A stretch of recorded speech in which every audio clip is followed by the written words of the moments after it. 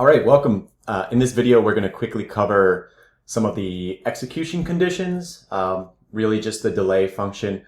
This is going to be very quick, pretty straightforward. I mean, it does exactly what it says it does. All it does is add a delay to your flow. So when would this be applicable, or when would you use this? Off the top of my head, I can think of a few use cases where you may want to add a delay.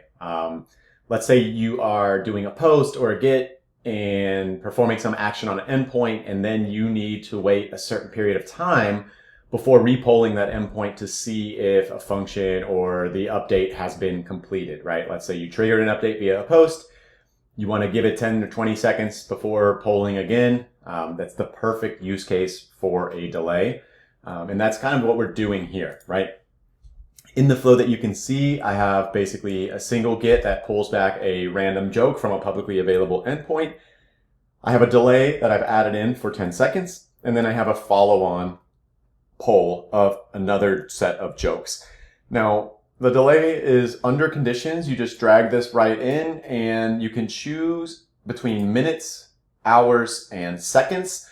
And then you can choose the time. So I'm not going to have two delays in here. I'll remove this one that I just added, but we'll go ahead and save this flow and then run it to kind of demonstrate what the delay does. Again, this one is very simple, very straightforward. It just triggers a delay based on the time that you define.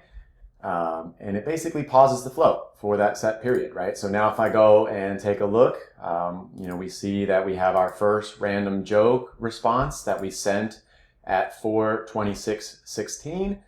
The next one we sent is at 4:26:27. So approximately 10 or 11 seconds after that first poll that we sent out. So again, delay is pretty useful, especially when you need to give something a certain period of time before repolling that endpoint. So just keep that in mind. That's how you can use a delay within your flows.